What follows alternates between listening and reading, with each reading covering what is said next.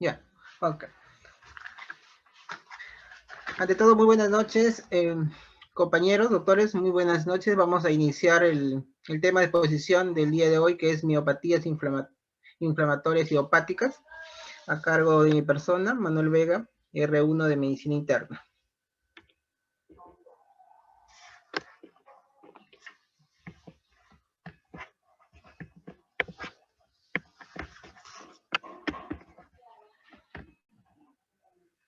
Bueno, las miopatías inflamatorias idiopáticas son un grupo heterogéneo de enfermedades sistémicas y autoinmunes de una evolución crónica que también van a afectar netamente el músculo esquelético, son poco frecuentes, se manifiestan especialmente por debilidad muscular, son enfermedades sistémicas por lo cual puede afectar aparte otros órganos y sistemas. Comprende 4 subtipos principales como son la poliomielitis, la dermatomiositis, la miositis por cuerpos de inclusión y las miopatías necrotizantes. Acá la clasificación clínica de Bohan y Peter define también, como les había mencionado, la poliomielitis, la dermatomiositis, dermatomiositis juvenil, la miositis asociada a neoplasias, la miositis asociada a otra enfermedad del tejido conectivo y la miositis por cuerpos de inclusión. Dentro de la epidemiología, tenemos que la incidencia se da de 2,1 a 7,7 casos por millón de habitantes por año. La edad es cualquiera y va a variar de acuerdo al tipo clínico de la frecuencia. En lo que es la poliomielitis, tiene incidencia de 4 casos por millón de habitantes por año. Mayormente se da en personas mayores de 20 años y muy raramente afecta a los niños. En la dermatomiositis, la incidencia tiene una edad bimodal, porque se puede dar entre las edades de 5 a 15 y los otros grupos de edades que son de 45 a 60 años. La miositis por cuerpos de inclusión mayormente se da en varones, en personas de edad de 60 años, sin una prevalencia de 3 a 14 casos por 100.000 habitantes, mayormente de 45 años. Como vemos, las miopatías inflamatorias casi son raros los casos. Obviamente no son muchas, la incidencia es mucha, pero previamente tenemos que ir haciendo los diagnósticos diferenciales, los más comunes, y luego quedamos con las enfermedades raras, como se menciona. También las miopatías idiopáticas predominan mayormente en mujeres de 1.5 casos y en el hombre de 1, particularmente son la raza afroamericana, y las miositis por cuerpo de inclusión son más frecuentes en varones, y pacientes con dermatomiositis y poliomiositis tienen mayor riesgo de neoplasias malignas. La poliomielitis es una miopatía inflamatoria crónica y autoinmune que se caracteriza por debilidades musculares proximales debido a la participación de las capas endomiciales de los músculos esqueléticos y se desarrollan a lo largo de los meses. Es algo progresivo. Dentro de las manifestaciones tenemos manifestaciones musculares que se van a dar en semanas o meses, que van a producir debilidad simétrica y proximal de las extremidades, aunque a veces puede ser asimétrica en algunos casos. Se va asociado a fatiga y dolor muscular. Músculos faciales no se afectan. Los músculos distales se comprometen en etapas tardías y raramente los músculos paravertebrales y del cuello se afectan y pueden producir el signo de la cabeza caída. Dentro de las manifestaciones extramusculares tenemos las manifestaciones articulares, tenemos artralgias que puede producir artritis no erosivas en muñecas, rodillas y articulaciones pequeñas de la mano. También tenemos las manifestaciones cardiovasculares, nos puede producir arritmias, miocarditis, pericarditis, falla cardíaca congénita, congestiva, enfermedades vasculares cardíacas y fibrosis secundaria. La frecuencia es de 6 a 75% de los casos, y el compromiso cardiovascular es la causa de muerte del 10 al 20% de los casos. Dentro de las manifestaciones pulmonares y gastrointestinales tenemos una hipoventilación por compromiso de los músculos respiratorios, también una neumonía aspirativa y apnea obstructiva del sueño, compromiso faringoesofágico y un EPID, la cual se presenta en un 20 a 65% de los casos. Dentro de tenemos también la dermatomiositis,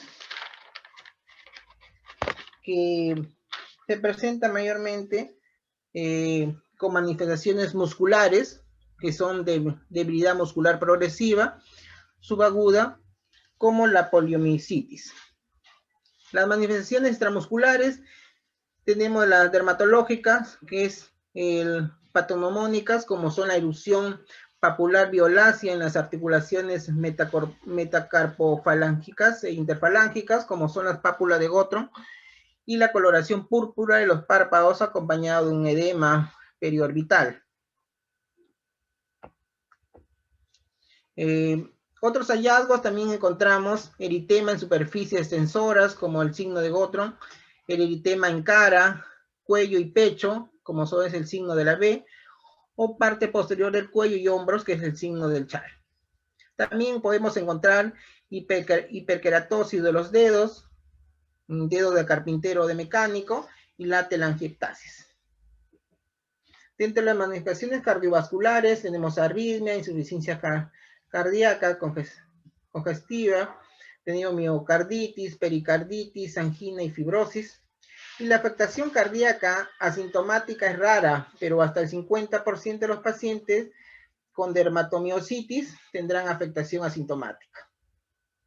Dentro de las manifestaciones pulmonares, la en dermatomiositis es clínicamente más grave y tiene un peor pronóstico que la poliomielitis, lo cual se asocia con la presencia de anticuerpos contra el gen asociado a la diferenciación de melanomas.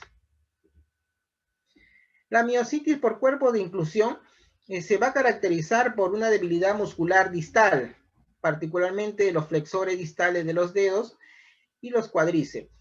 También puede presentar debilidad del tríceps, bíceps, flexores de la muñeca y los músculos involucrados en la dorsiflexión de los pies, y una distribución es asimétrica. Puede desarrollar también disfagia temprana desproporcional a la debilidad muscular próxima.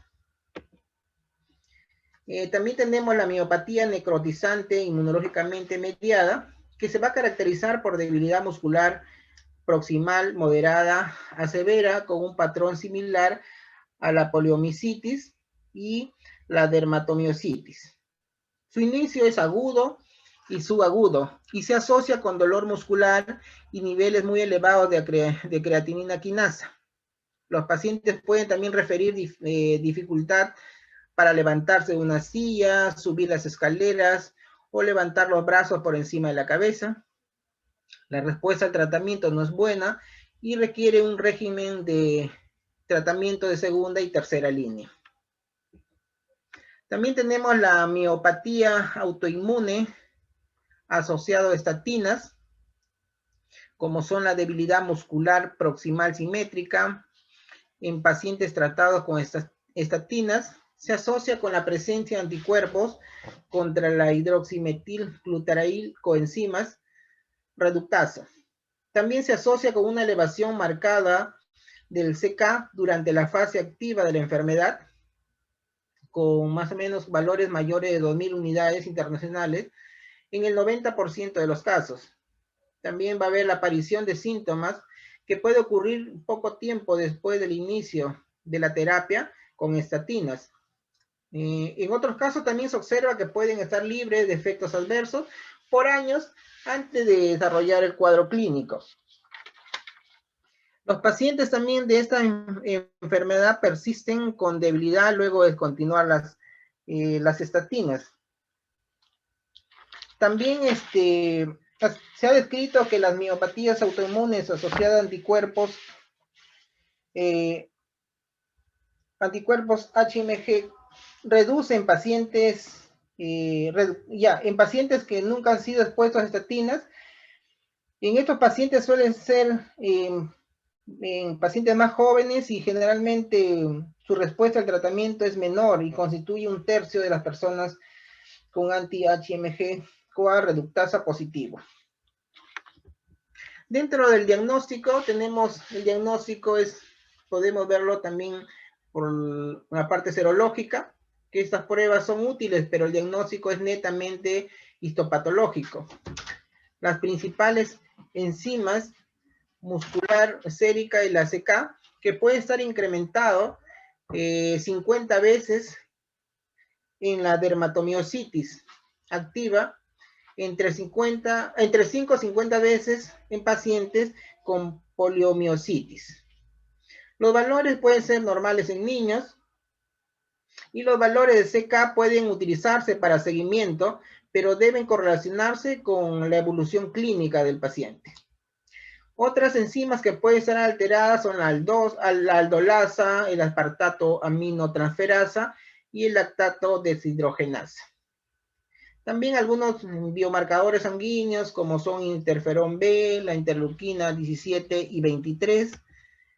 También podemos tener algunos otros estudios también como son la electromiografía, estudios de imagen como la resonancia magnética, puede ser usada para identificar áreas de necrosis muscular, también la degeneración y la inflamación. También podemos utilizar la ecografía muscular que tiene una sensibilidad del 82,9%, el cual no es significativamente diferente a la electromiografía que tiene una sensibilidad del 92,4%. Dentro de los criterios y clasificación diagnóstica tenemos el de Bohan y Peter, que requieren anormalidades en los niveles de SK, IMG y la biopsia, clasificándolo las miopatías inflamatorias idiopáticas en 5 grupos, sin reconocer la miositis por cuerpos de inclusión. Tiene una alta sensibilidad de un 74 a 100%, pero una baja especificación del 29% en el diagnóstico. Este criterio de Bohan y Peter es bastante utilizado. También tenemos la de Dalacas, que tiene una sensibilidad del 77% y una especificidad del 99%. Aquí va a agregar en su clasificación la dermatomiositis amiopática y la miositis por cuerpo de inclusión, proponiendo otros diagnósticos para cada una de las miositis, la miopatía inflamatoria idiopáticas, como una graduación de la normalidad de la CK y la biopsia muscular. También tenemos el Centro Neuromuscular Europeo, que propone criterios diagnósticos que consideren el uso de imágenes y anticuerpos. Clasifican las miopatías inflamatorias idiopáticas en poliomiositis, dermatomiositis y también la dermatomiositis amiopática, también la miositis por cuerpos de inclusión, y tiene una sensibilidad de 51 a 77% y una especificidad de 82 a 97%. Entonces acá, como vemos, tenemos la clasificación de Bohan y Peter, que va a manejar ciertos criterios diagnósticos, como son, uno es tenemos la debilidad simétrica, la musculatura de las cinturas y de flexores anteriores del cuello, que progresan en semanas a meses. En 2 tenemos enzimas musculares elevadas, especialmente la CK, y a menudo la aldosa. También tenemos la MG miopática, son potenciales unidad motora pequeños, corta duración y polifásicos, aumenta la actividad interseccional, fibrilaciones y ondas agudas positivas. También en el 4 es una biopsia muscular anormal, que hay una degeneración, regeneración, necrosis o infiltración mononucleares intersticiales. Y 5 es un raíz típico de dermatomiositis, como son pápulas de Gottron, signo de Gottron y eritema heliotropo. Para tener un diagnóstico de poliomielitis, tenemos 1 cuando es definitivo, tiene que tener todos los puntos del 1 al 4.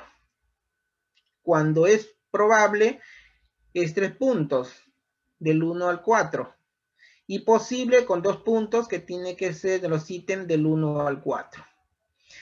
Y para el diagnóstico de dermatomiositis, para que sea definitivo, tiene que ser el punto 5, que es el rash típico de dermatomiositis, más 3 puntos del ítem 1 al 4.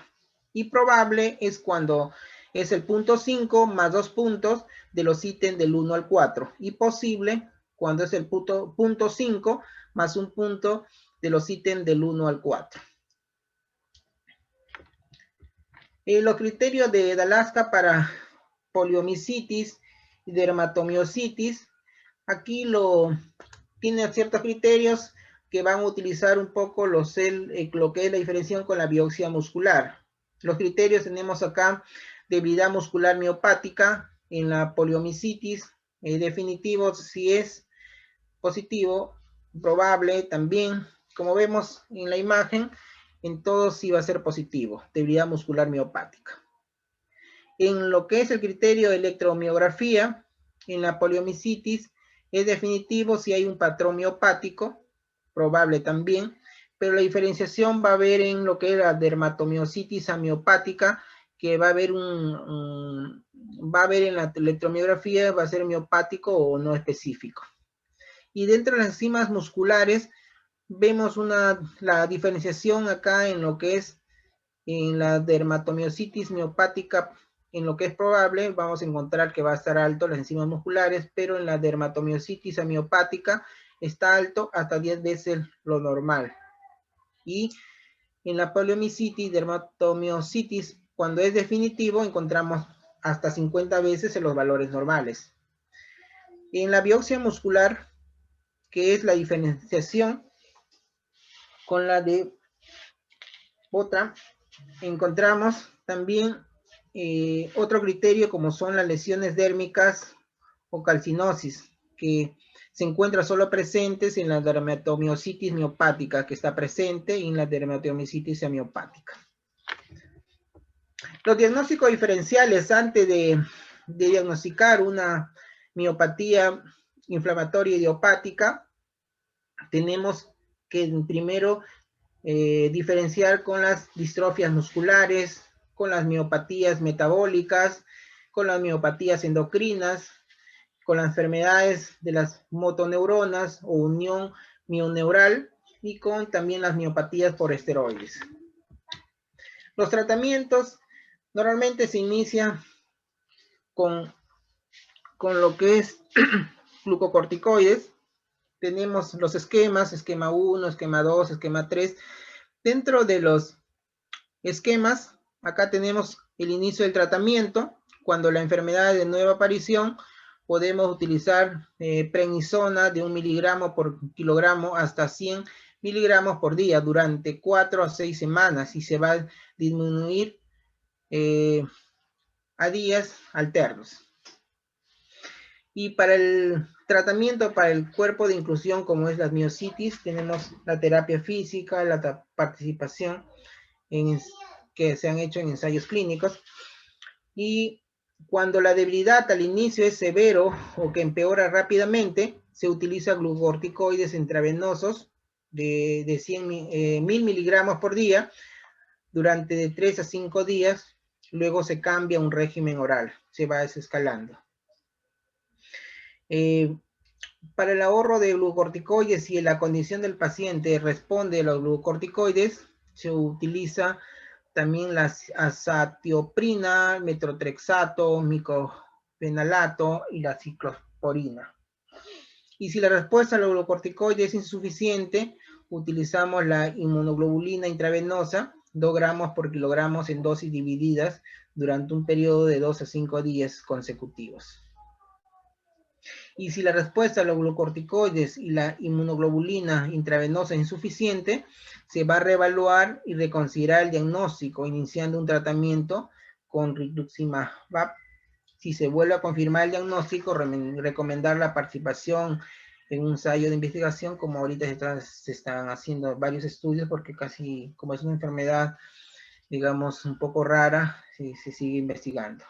Y en otros biografías también mencionan también tratamiento de primera línea, como son los corticoides, que se consideran terapia de primera línea. Y se inicia con una dosis, también mencionan en esa biografía, de 1 miligramo por kilo día, con eventual cambio a una dosis mínima, luego de 4 semanas a varios meses después de la iniciación.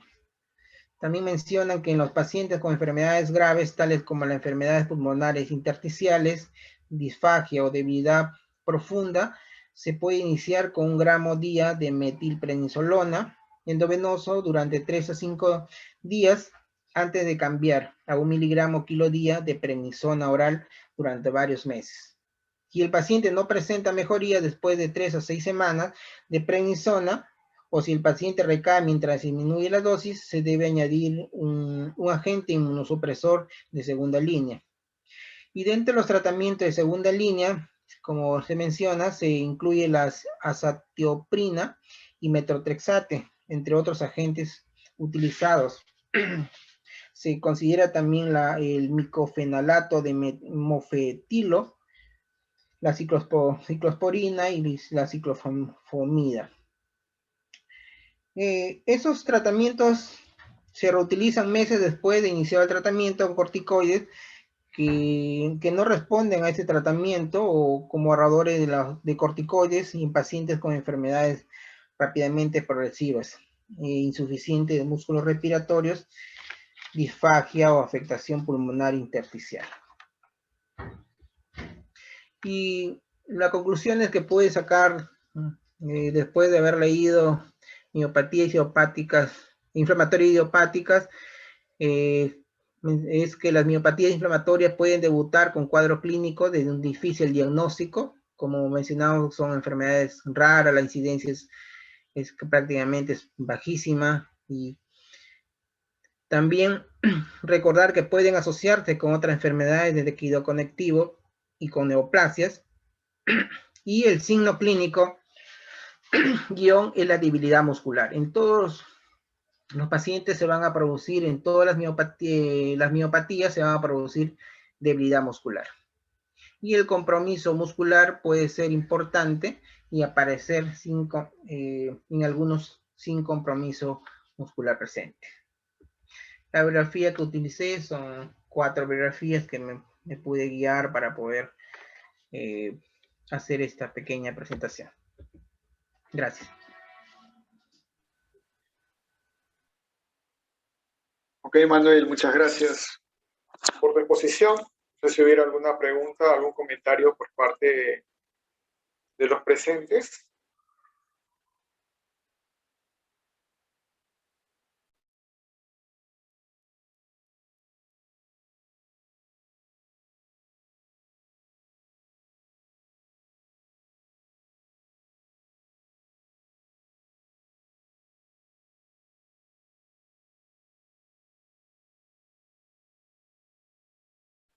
Ok, bueno, este es un tema bastante interesante y lo hemos considerado dentro de las A.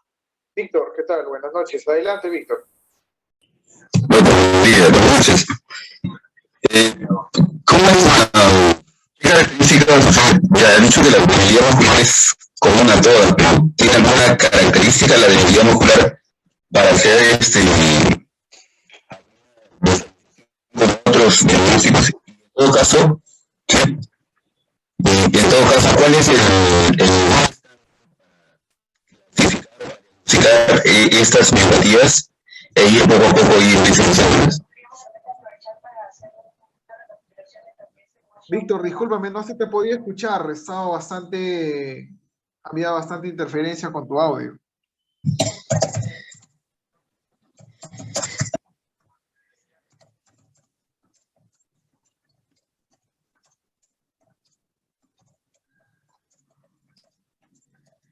Ya, ok, esperamos tu pregunta.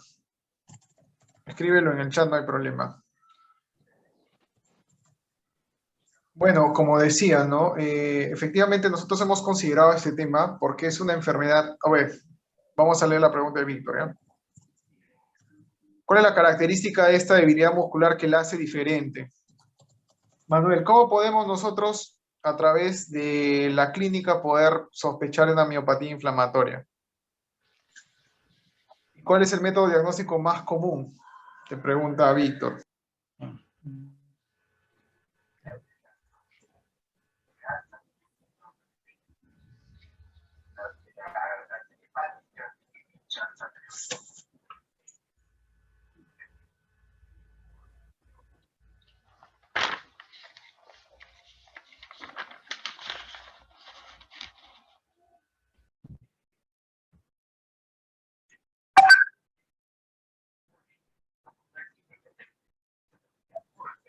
Manuel, ¿leíste la pregunta?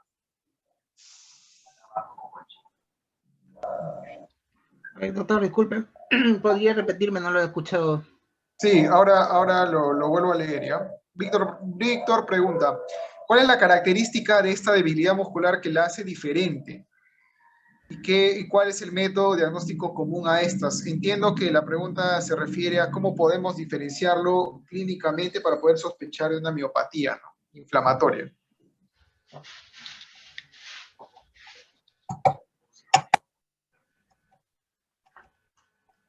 sea, lo que es netamente para tener el diagnóstico definitivo de las miopatías es a base de las histopatologías que vamos a encontrar dentro de las biopsias. Se puede observar, como decían, algunos cambios inflamatorios y degenerativos a nivel de los músculos.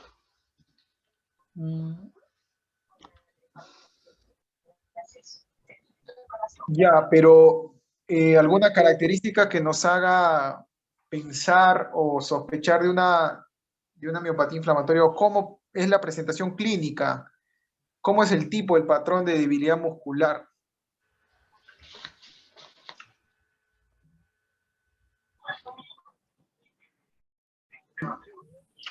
Como son las poliomielitis, es una debilidad simétrica y, digamos, y proximal de las extremidades que se presentan, por ejemplo.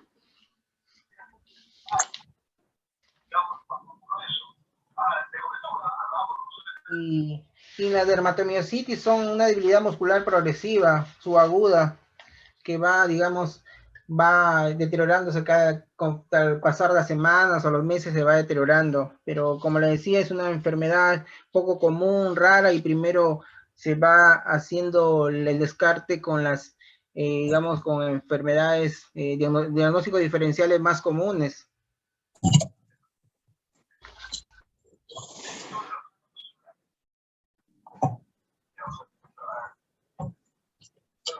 Ya, a ver, alguien que quisiera responder a la pregunta de Víctor. María Teresa, ¿cómo estás? Buenas noches. Buenas noches, doctor. ¿Cómo es la presentación clínica de una miopatía inflamatoria como para poder sospechar en eso? Bueno, de lo que son las miopatías inflamatorias, empieza con una debilidad primero muscular de manera general, simétrica. En algunos casos empieza a ser localizada, ya sea en más que todo en las terminaciones, como en la cintura escapular, la cintura pélvica, ¿no? Y empieza a irradiarse hacia la espalda, por lo cual también el dolor empieza a ser a los cambios de posición. O sea, si el paciente refiere estar con este dolor al momento de estar sentado, al momento al reposo, al momento de hacer sus actividades cotidianas, ¿no? O sea, lo más básico, amarrarse los zapatos, ponerse un polo, quizás hasta peinarse, ¿no? Los músculos los siente demasiado débiles, dolorosos. Y en algunos casos ya empiezan no solamente a tener debilidad en los miembros inferiores, superiores, en la cintura pélvica, sino en otro compromiso, otro tipo de músculos, ¿no? Quizás hasta puede comprometer en algunos casos los músculos respiratorios. En esa parte más que todo hay la presencia de la debilidad, ¿no? Debilidad generalizada, simétrica y se ve evidencia más que todo en la cintura escapular y en la cintura pélvica. Claro, ¿no? Como lo mencionaba María Teresa, y ha dicho puntos bastante importantes, es primero la presentación y la afectación preponderante de músculo esquelético, ¿no es cierto? Y de ubicación proximal fundamentalmente, ¿no? Que es una característica sine qua non entre la dermatomiositis y la polimiositis, ¿no? Y que además tiene una característica de ser subaguda crónica, ¿ya? Usualmente la historia del paciente con debilidad muscular que orientaría hacia una miopatía inflamatoria que estamos tratando, pues tiene esta característica de evolución en el tiempo, que la diferenciarían de otros episodios agudos como una rhabdomiolisis, ¿es cierto? Entonces, siempre hay que ver el tiempo de instauración. El paciente usualmente refiere o reporta que la debilidad tiende a ser progresiva, con afectación cada vez más acentuada de las actividades básicas de la vida diaria, precisamente por afectación de los músculos de cintura pélvica como escapular, ¿no es cierto? Cosas tan básicas como menciona María Teresa, como cambiarse, como peinarse, como cambiarse una prenda o vestirse, ya tienden a ser muy limitantes en un paciente, ¿no? Entonces, esa es la característica fundamental de una miopatía inflamatoria, ¿no? Y que la caracteriza o la diferencia de otro tipo de otros trastornos musculares, ¿no es cierto? Ahora, entre la dermatomiositis y la polimiositis, ¿no? La afectación cutánea va a marcar la pauta, ¿no? Ahora, sin embargo, hay también algunas condiciones en las que no necesariamente va a haber afectación del músculo, ¿no? Como las llamadas dermatomiositis o polimiositis amiopáticas, ¿no? Vamos a preguntar. Joanis, creo que tú querías hacer una pregunta, ¿no? Discúlpame. Sí, doctor. Buenas noches con todos. Bueno, más que una pregunta, quisiera hacer un aporte, ¿no? Cuando estamos hablando de las miopatías inflamatorias, tenemos el grupo de la polimiositis y la dermatomiositis que básicamente se diferencian por la afectación cutánea, ¿no? En la dermatomiositis hay que tener bastante consideración de que no siempre la afectación cutánea y la afectación muscular va a ser al mismo tiempo, sino que puede presentarse primero muscular y después recién la afectación cutánea. Entonces, cuando tengamos un paciente con ese tipo de características de dolor, que es un dolor subagudo, que mejora durante el día, o como ya lo he mencionado, hay que considerar también, no hay que descartar, porque no tenga lesiones cutáneas, no hay que descartar una dermatomiositis.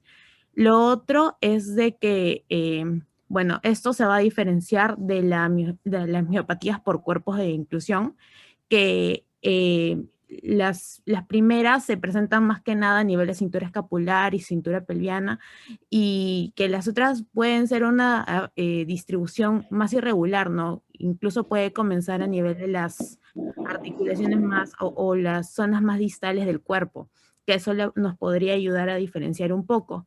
Finalmente, los pacientes que vienen con dolor muscular van a ser generalmente sometidos a una electromiografía, ¿no? Y esto nos va a ayudar a determinar si hay una afectación, y también podemos seguir el estudio con una resonancia magnética que nos va a ayudar también a determinar de qué sitio, de qué zona se debe tomar una biopsia para esclarecer y identificar correctamente el diagnóstico.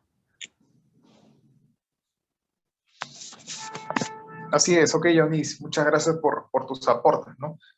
Dentro del enfoque diagnóstico de estas enfermedades, nosotros debemos determinar, ¿no? Y dentro de los criterios de poder catalogar a este paciente con una miopatía inflamatoria, pues precisamente es la biopsia muscular, ¿no? Como lo ha mencionado. Y la utilidad de la resonancia magnética para poder determinar qué músculo vamos a biopsiar, pues es muy importante, ¿no? Sin embargo, si bien es cierto, estamos hablando de afectación muscular, hay condiciones que también están descritas dentro de las miopatías que llamamos dermatomiositis o polimiositis amiopáticas, como lo comenté, ¿no? Patti Fernández, ¿qué tal? ¿A qué llamamos dermatomiositis o polimiositis amiopática?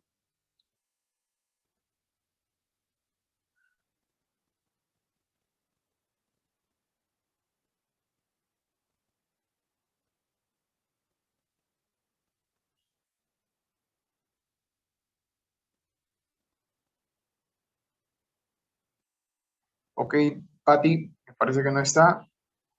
Catherine Beltrán, ¿qué tal?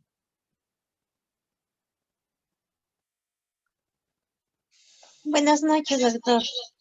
Hola, Katy, ¿cómo estás? ¿A qué llamamos dermatomiositis o polimiositis amiopática? Bueno, tipo de miopatía va a cursar sin afectación central, tengo entendido. ¿Ya? ¿Alguna otra respuesta? Nazaret.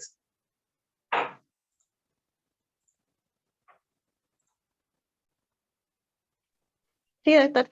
Es una miopatía en la que a diferencia de bueno, que de las miositis o polimiositis normal, o sea, la común, no hay una afectación muscular inicial, o sea, al inicio de la enfermedad no va a haber una afectación muscular.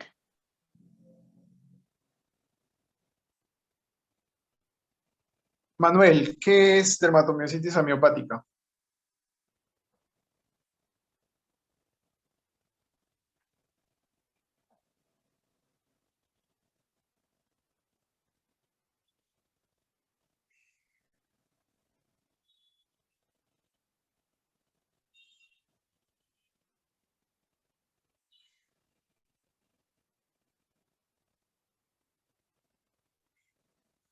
Manuel, ¿estás ahí? Doctor, sí, sí le escucho, sí, doctor, acá estoy. Amplíanos con la definición de dermatomiositis amiopática.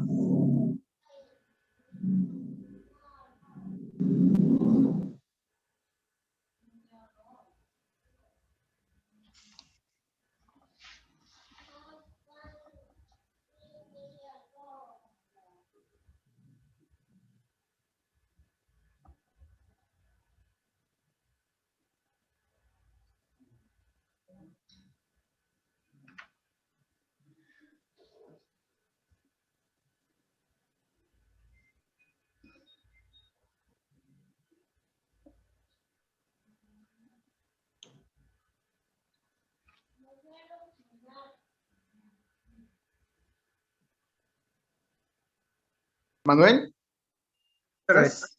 Sí, sí. Sí, te escuchamos, Manuel.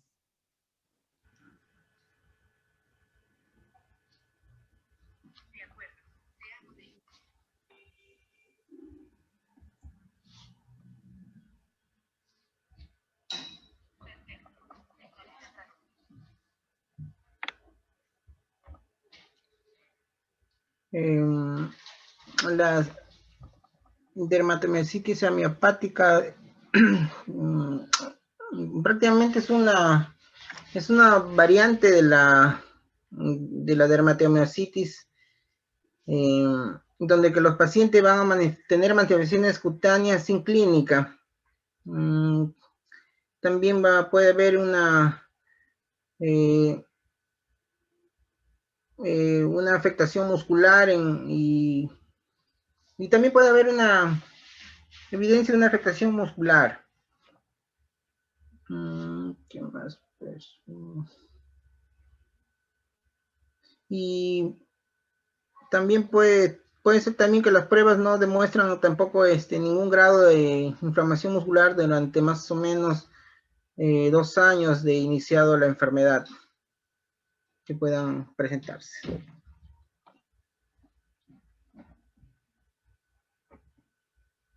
Efectivamente, ¿no? A lo que quiero llegar con este punto es que no necesariamente la presencia o la ausencia de afectación cutánea va a descartar que nosotros tengamos un cuadro de miopatía inflamatoria, ¿no? Y es aquí que nosotros determinamos o tenemos algunas entidades que salen de lo típico, ¿no? De la dermatomiositis clásica. Y dentro de ellas, pues tenemos a 3 entidades fundamentalmente, ¿no? Dentro de ellas, la más conocida es la dermatomiositis amiopática o también llamada dermatomiositis y miositis, ¿no? En la que existen las lesiones cutáneas características de la dermatomiositis, pero sin afectación muscular.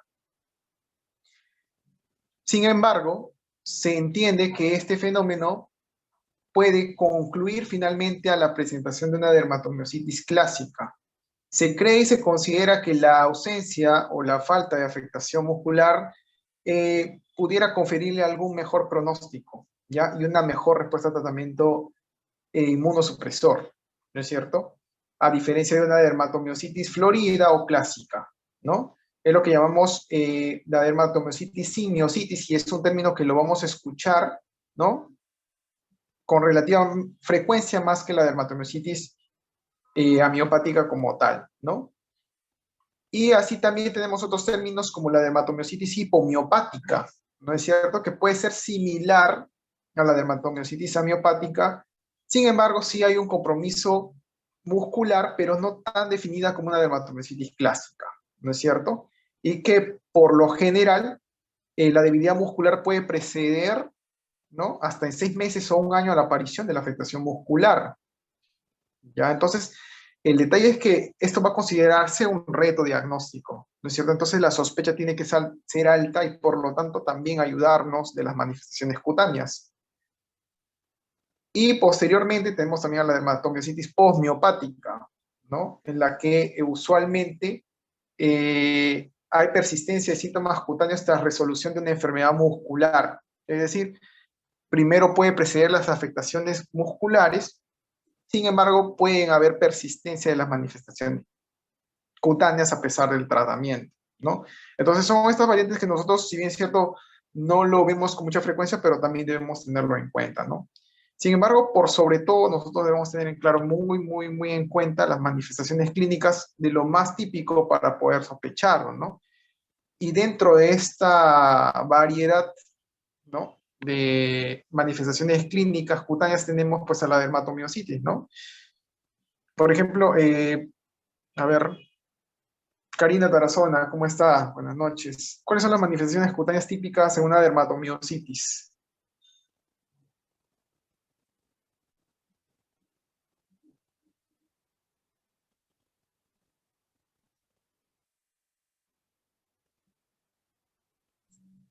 Buenas noches. Bueno, básicamente son lesiones en piel tipo máculas o en placas que pueden extenderse por tronco, tórax, bueno, el tórax, y básicamente, como ya lo dijeron, viene acompañado de debilidad proximal, ¿no? De extremidades. Ya, ¿y cuáles serían estos signos cutáneos típicos de una dermatomiositis y que debemos tenerlo en cuenta?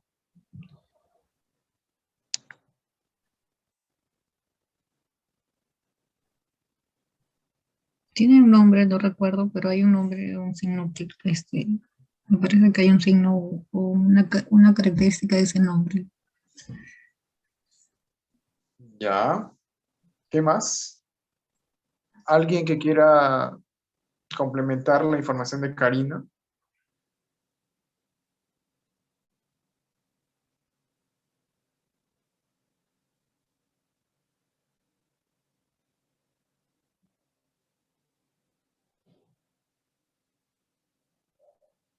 A ver, Melissa Fernández, ¿qué tal? Buenas noches. ¿Te acuerdas cuáles son estos signos?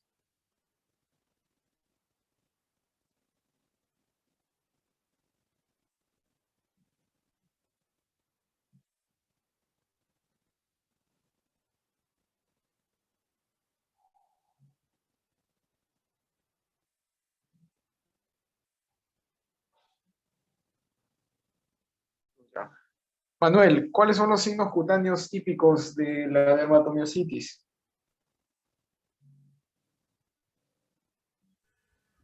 Ya, dentro de la dermatomiositis tenemos el pneumónico, es la erupción papular violácea en las articulaciones metacarpofalángicas, interfalángicas, como son las famosas pápulas de Gottron.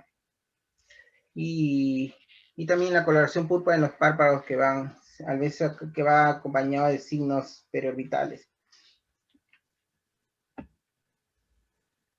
Ya. Manuel, ¿y cuál es la diferencia entre las pápulas de Gottron y el signo de Gottron?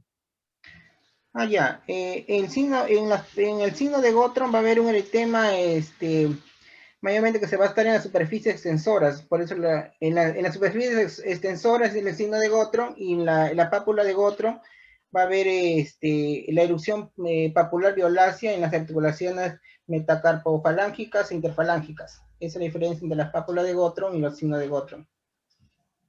Efectivamente, ¿no? Las pápulas de Gottron, digamos, son signos más confinados a las articulaciones metacarpofalángicas e interfalángicas, ¿no? Son lesiones papulares, en las prominencias óseas, ¿no? De características violáceas, eritematosas, ¿no? Y que usualmente suelen ser prominentes y que se asocian a actividad de enfermedad, ¿no? Y el signo de Gottron, pues precisamente básicamente van a ser máculas, ¿no? En superficies extensoras en general, ¿no? De articulaciones grandes como codos, rodillas o tobillos, ¿no? Entonces, a veces nos pueden preguntar o podemos caer en la equivocación, ¿no? Entre pápula de Gottron y signo de Gottron, ¿no? En los cuales se consideran signos patognomónicos de la enfermedad, ¿no? Otras manifestaciones cutáneas importantes que hay que tener en cuenta son la erupción del heliotropo, ¿no? Que es una erupción eritematosa violácea en la piel periorbitaria, que puede asociarse a edema palpebral, ¿no? Y que en algunas ocasiones, obviamente en correlación con la actividad de la enfermedad, puede ser bastante marcado, que puede impedir inclusive una correcta función visual de los pacientes. Así también, y que podíamos sospechar inclusive de otras enfermedades autoinmunitarias, es el eritema facial, ¿no? Que puede inclusive simular al eritema malar, ¿no? Del lupus, ¿no? Sin embargo, la diferencia fundamental es que este eritema compromete los pliegues nasolabiales, ¿no es cierto? A diferencia del ES, en las que suelen ser respetados, ¿no? Y usualmente este podría ser una diferencia, siendo el eritema o el eritema en alas de mariposa clásica del lupus mucho más fotosensible que el eritema facial en la dermatomiositis. Y algo que también es muy importante que nosotros debemos tener en cuenta es la poiquilodermia, ¿no? Y entendemos como poiquilodermia a un sinnúmero de manifestaciones cutáneas que pueden ser lesiones maculares, lesiones papulares, ¿no? Que están mezclados en una sola región o son focalizadas, ¿no? A eso llamamos poiquilodermia, que nos hace recordar el término poiquilo de poiquilocitosis, ¿no? Entonces, esto también es muy importante, la poiquilodermia fotodistribuida. Y dentro de estas características tenemos al famoso signo de Chal y los signos en V, ¿no es cierto? Y que se refiere, ¿no? Tanto a zonas de hiperpigmentación como hipopigmentación, así como telangiectasia y atrofia epidérmica. Todo esto en zonas focalizadas. Entonces, esto es muy importante. Y hubiera sido bastante ilustrativo, ¿no? Verlos en imágenes. Porque dentro de estas manifestaciones, pues nosotros vamos a poder discernir en cuanto al diagnóstico, ¿no? Porque son lesiones muy, muy, muy características y que nos van a hacer sospechar de una entidad, ¿no? En este caso, la dermatomiositis. Entonces, y así, ¿no? Hay bastantes manifestaciones, como también la calcinosis cutis, ¿no? Podemos encontrar calcinosis también, pero esto fundamentalmente en el contexto de síndromes overlap, ¿no? Que es un tema muy, muy interesante. Manuel, ¿qué es el síndrome antisintetasa? ¿Has escuchado a alguien que haya escuchado qué es el síndrome antisintetasa? ¿Algún comentario? Catherine Ponte, buenas noches, vamos a preguntar. ¿Sabes qué es el síndrome antisintetasa?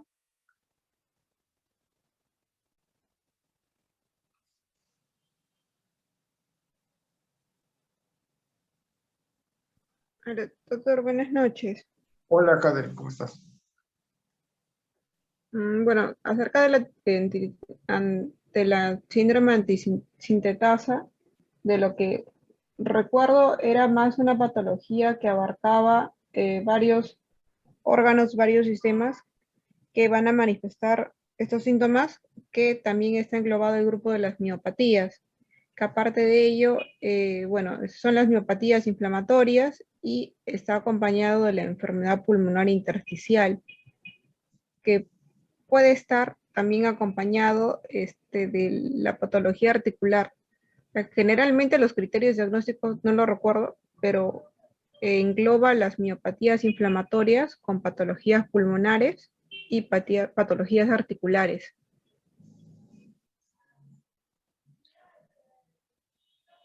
Ok, Katy, gracias. Manuel, síndrome antisintetasa.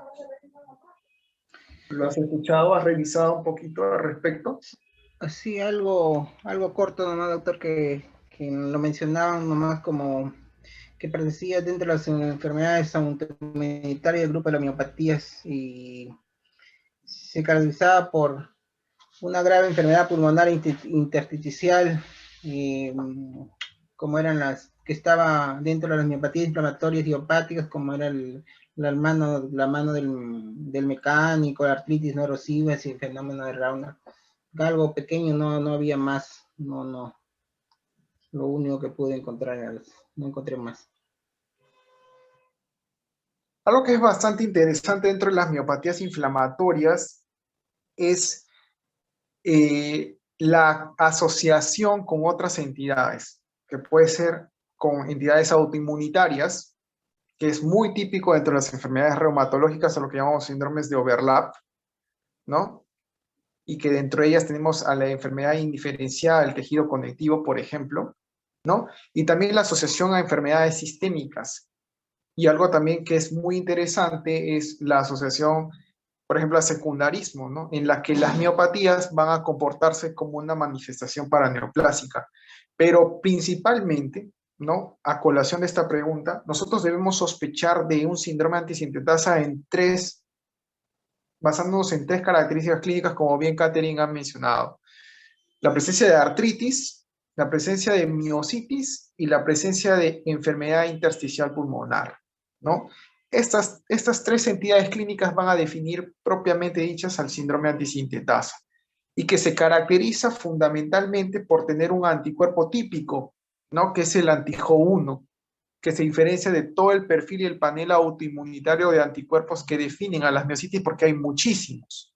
Entonces, el anti-Jo1 va a marcar la pauta en el contexto clínico adecuado para poder nosotros catalogar como un síndrome antisintetasa. Es por ello la utilidad de nuestro perfil ENA. Cuando nosotros tengamos a un paciente con ANA positivo, ¿no? O un paciente que sospechemos una enfermedad del tejido conectivo, es a priori muy importante saber interpretar los resultados de los perfiles, en este caso el perfil ENA.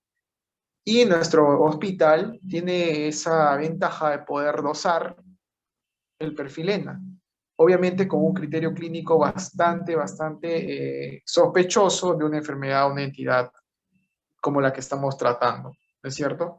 Entonces, la presencia del anti-Jo1 que está dentro del perfil ENA marca la pauta en el contexto clínico adecuado para poder nosotros catalogar como un síndrome antisintetasa. ¿Y cuál es la importancia clínica de este síndrome? De que obviamente se correlaciona con mal pronóstico y a una mayor probabilidad de poder virar a una enfermedad establecida, ¿no? Por ejemplo, un lupus, por ejemplo, una artritis reumatoide, pero con un mayor compromiso multisistémico. Entonces, siempre a nuestros pacientes con miopatías, también hay que ver y hay que hacer una correcta análisis y examen físico para poder determinar la presencia de manifestaciones extramusculares. En este caso, la presencia de afectación articular y también de enfermedad pulmonar intersticial. Ahora, otro aspecto muy importante con respecto a la dermatomiositis o las polimiositis secundarias.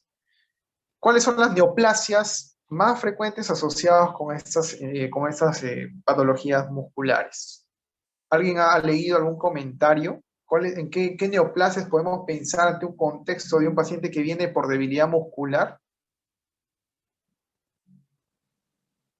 A ver, Joanis, ¿en qué neoplasias pensarías ante un cuadro de una miopatía inflamatoria que no tiene esa característica típica que hemos estado comentando? Sí, doctor. En realidad se puede asociar a varios tipos de neoplasias, pero uno de los que yo hemos encontrado es con la asociación con adenocarcinomas del tracto gastrointestinal, ¿no? Pero también he visto por ahí con tumores de mama y entre otras, ¿no? Pero el que más he encontrado es de adenocarcinomas gastrointestinales. Ok, muy bien. Joanis, ¿y sabes o has leído ¿cuáles son los factores de riesgo clínicos y anatomopatológicos para poder sospechar en neoplasia maligna asociada a miopatía? ¿O cuáles son las características que podrían hacernos sospechar a esta miopatía puede ser por un cáncer?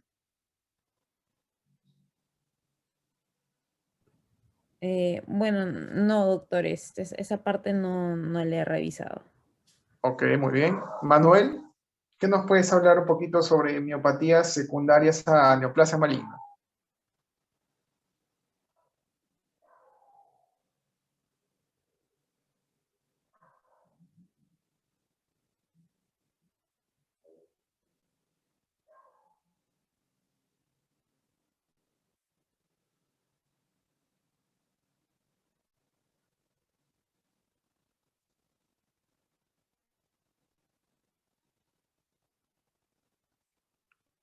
Manuel, ¿estás? Sí, doctor, estoy acá. Manuel, ya, tu silencio pues, nos dice mucho. ¿Nos has leído qué es lo que has podido revisar con respecto a la asociación con cáncer de las miopatías?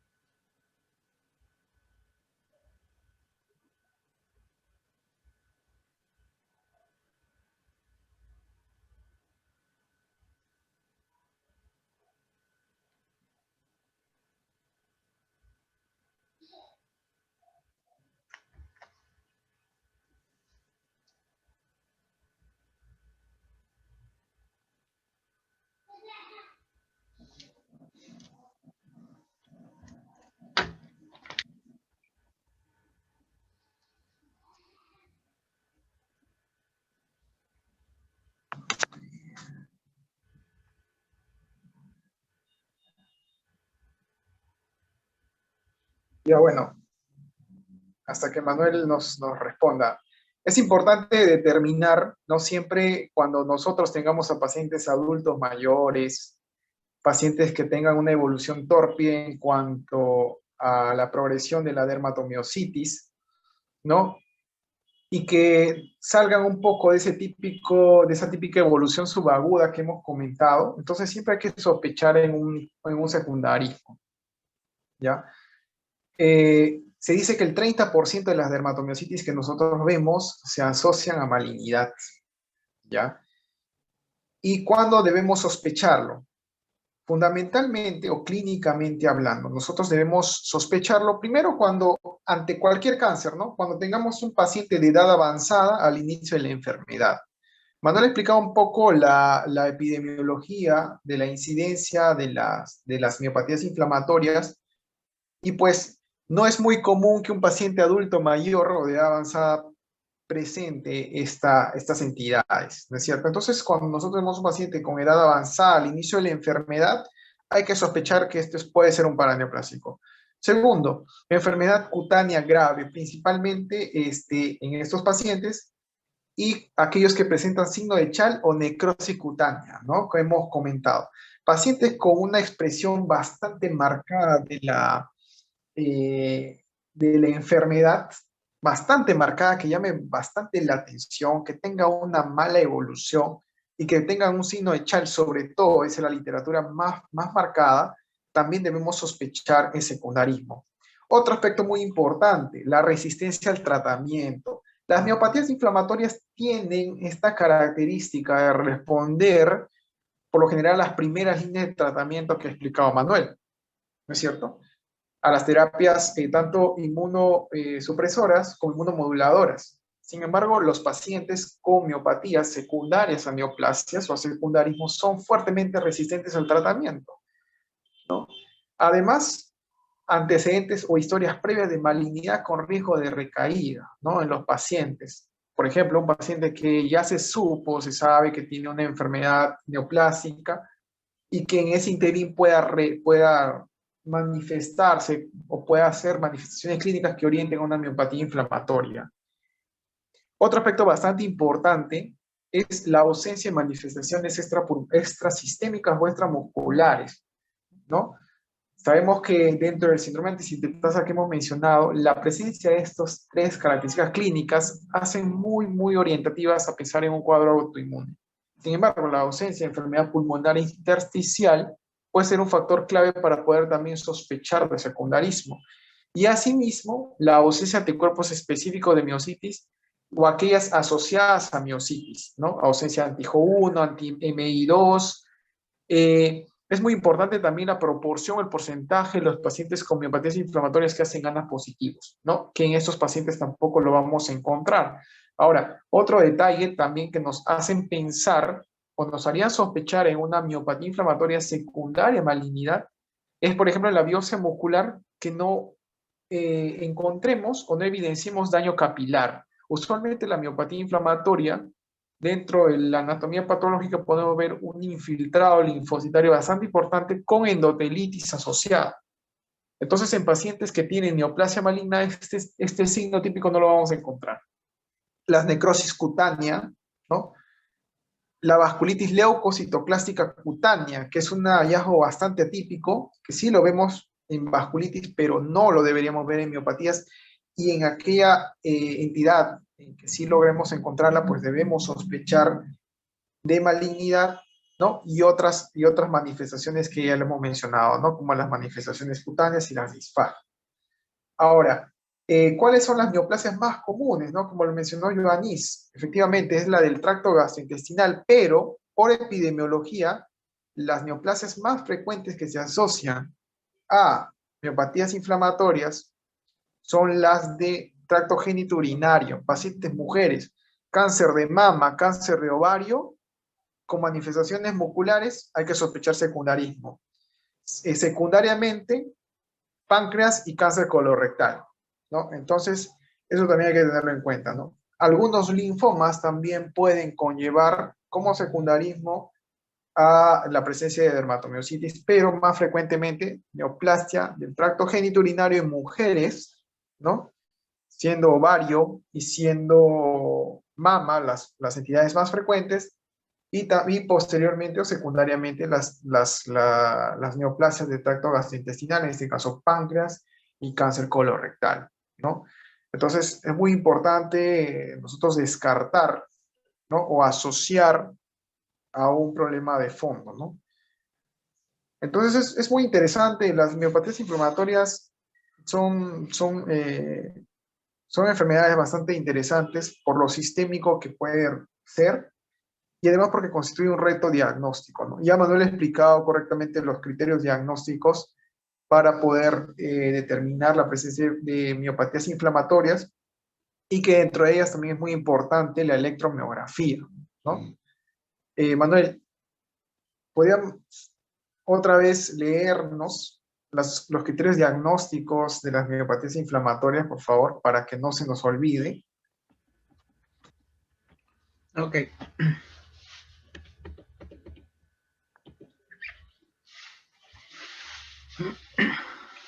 A ver, dentro de los criterios diagnósticos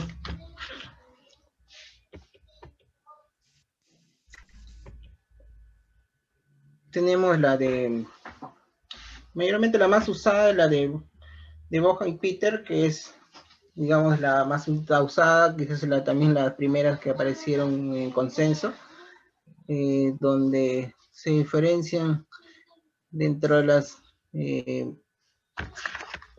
poliomiositis y la dermatomiositis, en el caso es el punto número 5, que diferencia entre uno y otro, como es el rash típico, que se van se van a dar en el caso de la dermatomiositis, como es la pápula de Gottron, el signo de Gottron y el eritema heliotropo.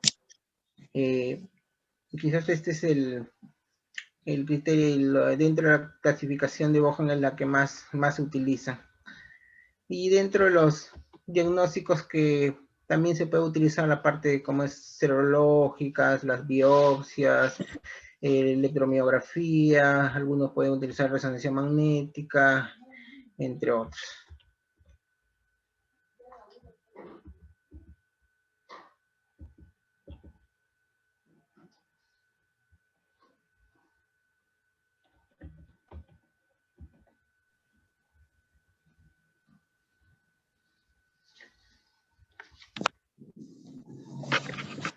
Buenas noches con todos. Bueno, felicitar a Manuel por la exposición. Bueno, las enfermedades inflamatorias es un tema bastante interesante, como ya lo han ido mencionando, las neuropatías inflamatorias. Lo vamos a ver muy frecuente en los pisos de medicina y es un reto diagnóstico, ¿no? Como ya se mencionó. Es muy importante, bueno, he tenido la oportunidad de ver algunos pacientes haber diagnosticado estas patologías. Muy importante el inicio de los síntomas, ¿no? La clínica, cómo el paciente ingresa, ¿no? Muchas veces estos pacientes pasan desapercibidos y muchas veces podemos encontrarlos en otros pisos, por ejemplo, en neurología, ¿no? Una vez tuvimos un paciente, ¿no? que se sospechaba que había tenido un Guillain-Barré y después tuvo otro episodio y después tuvo un CIDP, sospechaban que era un CIDP, se le hizo muchos estudios neurológicos, pero había una sospecha, ¿no? que las características, ¿no? La debilidad era con predominio proximal, ¿no? Y no distal, y no tenía ninguna otra asociación neurológica, ¿no? Entonces, al final, el paciente estuvo mucho tiempo en piso de neurología y fue por la electromiografía, a pesar de que la clínica y algunos signos cutáneos lo refirieron a reumatología, ¿no? Pero en algunas ocasiones este paciente debería haber estado en piso de medicina, ¿no? Y a veces, bueno, por algunas, como mencioné, que por con lo complejo que puede ser el inicio de estas patologías, se puede confundir con otras entidades, ¿no? También tener en cuenta los diagnósticos diferenciales, ¿no? Por ejemplo, el hipotiroidismo, ¿no? El hipotiroidismo también puede cursar con debilidad, ¿no? Pero obviamente va a tener otras manifestaciones que nos van a hacer sospechar, ¿no?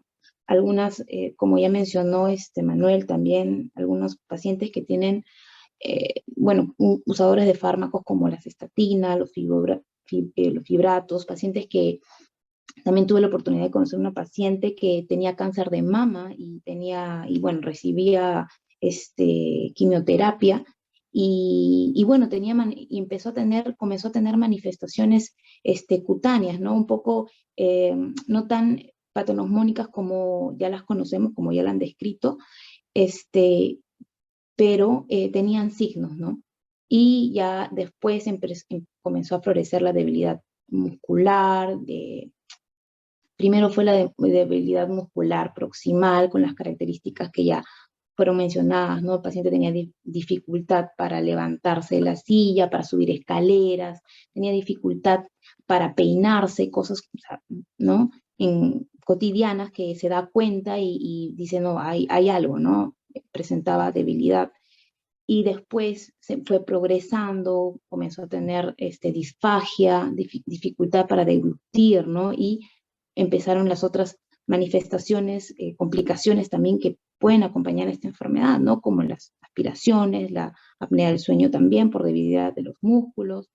Y bueno, después sumarse las otras manifestaciones cutáneas, ¿no? Entonces, generalmente es una patología con unas manifestaciones clínicas bastante floridas y muchas veces pues no van a tener un orden, ¿no?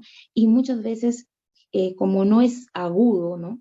Es subagudo, acrónico, van a manifestarse en el tiempo, ¿no? Entonces, al inicio no es que vas a esperar tener todo el cuadro florido para poder dar el diagnóstico, ¿no? Bueno, las miopatías inflamatorias es una patología bastante interesante, ¿no? Es sistémica, ¿no? Como bien lo dice la literatura, es sistémica, hay afectación sobre todo el músculo estriado, también va a haber afectación de la afectación respiratoria, que va a ser el órgano más afectado, ¿no? Va a haber una neumonía intersticial, y cuando esta aparece, que más o menos es en el 50% de los pacientes, pues pensar y pensar, ¿no?, que estos pacientes pueden primero hospitalizarse en piso de neumología, ¿no? Pero cuando tenemos un paciente con neumonía intersticial, con neumopatía intersticial, pues buscar, ¿no? Buscar otras manifestaciones, ¿no?, sistémicas, realizarle un anti-Yo, ¿no?, un ANA, y poder darle el diagnóstico oportuno a estos pacientes, ¿no?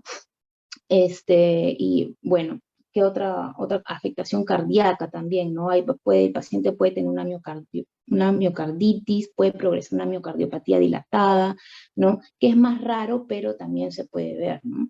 Manifestaciones digestivas, como ya se dijo, se comentó, entonces también, ¿no? Entonces un paciente con un cuadro bastante florido, ¿no? Bueno, esos son los comentarios que quería agregar. Y bueno, felicitar al expositor, ¿no? Gracias, Ali. Efectivamente, ¿no? Algunos puntos que se ha tocado y que me parece bastante interesante, ¿no? La duda diagnóstica al momento de poder enfrentar una enfermedad neurológica, ¿no? Ya sea una enfermedad de tipo axonal o desmielinizante. En ese aspecto, la electromiografía nos puede ayudar. Sin embargo, no hay características o patrones que sean patronomónicos, ¿no?, en las entidades musculares que nos puedan diferenciar de las enfermedades neurológicas. Sin embargo, hay que tenerlas en cuenta, ¿no? Como por ejemplo la presencia de potenciales bajos de fibrilación, ¿no?, que describe la literatura, ¿no?, a diferencia del patrón típicamente vista, ¿no?, en las enfermedades desmielinizantes y en las axonales, ¿no? Y el diagnóstico diferencial, muy importante, que nosotros vamos a tener que a veces tratar de dilucidar, ¿no?, inclusive con los otros colegas de otras especialidades como los neurólogos, es con el síndrome de Guillain-Barré, ¿no? Y el caso que hace mención la doctora, yo también tuve la oportunidad de verlo, ¿no? Entonces, era un paciente que tenía una cuadriparesia, ¿no?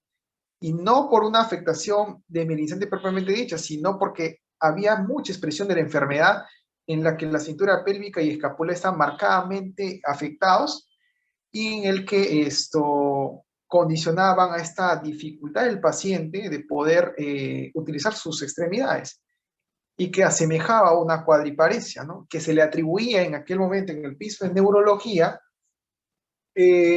a una causa desmielinizante, ¿no? Es por eso que pensaron en síndrome de Guillain-Barré, ¿no? Sin embargo, este paciente no cumplía los criterios de Brighton, ¿no? Es también establecido dentro del síndrome de Guillain-Barré. Le hicieron cualquier cantidad de punción lumbar, yo me imagino cómo quedó la espalda de este pobre paciente, ¿no? Y sin poder establecer de forma clara el diagnóstico. Ante ello, ante esta disyuntiva y por la cronicidad del paciente, y es muy importante recalcar esto, ¿no?, la característica y la evolución subaguda crónica de esta enfermedad, a diferencia del síndrome de Guillain-Barré, que tiene un componente más agudo, ¿no? Sí, es cierto, hay algunas variantes del síndrome de Guillain-Barré que pueden tener una evolución más crónica, pero es muy rara, ¿no? Entonces nosotros tenemos que sospechar siempre en función a cómo se presenta la historia. Y además, este paciente tenía manifestaciones cutáneas bastante marcadas, poiquilodermia muy acentuada, ¿no? Y la primera vez, bueno, les comento, ¿no?, y les comparto, la primera vez que yo lo vi, yo dije, esto es una miopatía inflamatoria. No es que me considero un experto tampoco, pero cuando ustedes ven a un paciente con una discapacidad motora bastante importante y lesiones bastante típicas, ¿no? O sea, ya a la cabeza tiene que venir ese diagnóstico, asociado obviamente a los hallazgos laboratoriales que nosotros también debemos solicitar, como por ejemplo la elevación de enzimas musculares, Aldo-Lasa, CPK, ¿no?, TGP, TGO, ¿no?, TGO más que TGP. Entonces, Eso aunado a la historia clínica, pues nos va a orientar a poder llegar al diagnóstico. Finalmente, este paciente, ante tanta disyuntiva en piso de neurología, terminó yendo a reumatología. Al final, una biopsia marcó la pauta y se determinó que tenía una dermatomiositis bastante activa, ¿no? Y es muy interesante, ¿no? Es muy interesante, sobre todo el diferencial con las enfermedades de mielinidad, ¿no? Como CIDP. Es importante también eso, ¿no? Cuando hay sospecha clínica, el gold estándar va a ser la biopsia, ¿no? Y cuando sepamos o no sepamos qué músculo tomar, la resonancia va a ser una ayuda muy importante. Y nosotros contamos felizmente con estos medios diagnósticos, ¿no es cierto? Entonces, para redondear los criterios que nosotros debemos tener en cuenta, por lo menos clínicos, debilidad simétrica de los músculos proximales, cintura escapular, cintura pelviana. En el caso de la dermatomiositis, erupción cutánea típica, signo de Chal, signo de Gottron, pápulas de Gottron, eritemen heliotropo, poiquilodermia. Los pocos pacientes que yo vi que tenían dermatomiositis, estos pocos pacientes presentaban poiquilodermia. Así que les invito a revisar en imágenes en internet o en la literatura cuáles son las características típicas de esta poiquilodermia, ¿no? Las manos de mecánico que mencionó Manuel y otras manifestaciones que nos hacen orientar hacia esta entidad. La presencia de cimas musculares séricas elevadas, los cambios miopáticos en la electromiografía y finalmente la biopsia muscular, ¿no? Y obviamente en la que podamos diferenciarlas de otros trastornos miopáticos. Otro aspecto muy importante, y para ir concluyendo esto, porque de verdad hay mucho que decir con respecto a este tema, ¿no? Es que todo agente infeccioso también puede conllevar a miositis o mialgias, ¿no? Entonces, las enfermedades virales pueden conllevar a miopatías, ¿no? Que se van a diferenciar de las inflamatorias idiopáticas autoinmunes, como lo hemos tocado en el día de hoy. Entonces, es muy importante la historia clínica, el tiempo de evolución y la presentación y la instauración de los síntomas clínicos, ¿no? Hay miositis viral, hay que tenerlo en cuenta. En COVID también se ha reportado algunos casos de miositis viral, arbovirus, ¿no? Arbovirosis, ¿no? Como dengue, chikungunya, zika también pueden dar miositis, ¿no? Pero obviamente con una historia previa, ¿no? Precedida de fiebre, síntomas respiratorios, poliartralgias, etcétera, y que se asocian a compromiso muscular, ¿no? Y otro aspecto muy importante, la miopatía asociada a fármacos, ¿no? Como las asociadas a estatinas, a fibratos, ¿no? Y las miopatías necrotizantes, ¿no? Anticuerpos anti-HGMO-CoA reductasa, ¿no? Que se ve o se suele ver, ¿no? En pacientes de larga data de uso de estatinas, ¿no? Y que también debemos sospecharlo. Y por último, ¿no? Diferenciarlos de algunas entidades reumatológicas que de alguna u otra manera también nos puede hacer dudar, ¿no? Como la fibromialgia y la polimialgia reumática. Sin embargo, estas enfermedades no son enfermedades musculares, ¿no? Entonces, es importante la característica de la presentación, la forma de presentación, y sobre todo esta debilidad. La debilidad va a ser una característica clínica bastante importante que nosotros debemos tener en cuenta al momento de evaluar a nuestro paciente. Y es fácil determinar eso, a pedirle al paciente que se levante sin ayuda de las manos, pedir al paciente que se pueda levantar el mandil o la bata que lleva puesta, pedirle al paciente que se peine, ¿no? Esos exámenes físicos nos van a poder ayudar a diferenciar, ¿no? De que el paciente puede probablemente tener una miopatía inflamatoria. Es una entidad bastante apasionante e interesante, que hay que obviamente les exhorto a seguir revisando, ¿no? En la literatura, ¿no? Para que nos queden muy fijos los conceptos, ¿no? Y bueno, agradecer a Manuel por la exposición. Creo que hay algunos puntos que hay que mejorar, sobre todo el hecho de poder ahondar más en la parte de imagenológica, ¿no? Fotos, siempre hay que ser un poco más dinámicos en cuanto a la exposición para que las ideas puedan quedar, ¿no? Y podamos aplicarlo cuando lo veamos en vivo y en directo con nuestro paciente, ¿no? Pero bueno, dentro de todo, muy bien. Gracias, Manuel, por tu exposición. Y si no hay alguna otra pregunta, Manuel, no sé si quisieras dar algunas palabras finales para concluir tu exposición. Ya. Bueno, ante todo agradecer a todos los colegas, a todos por su participación y sus aportes a este tema. Como le digo, es un tema interesante, poco común, quizás yo nunca todavía he tenido la oportunidad de ver un caso, pero con la experiencia que he escuchado, como digo, son muy interesantes. Y agradecer a todos por su participación en este día. Gracias. Gracias, Manuel. Bueno, eso sería todo. Buenas noches y nos vemos en la próxima sesión. Hasta luego.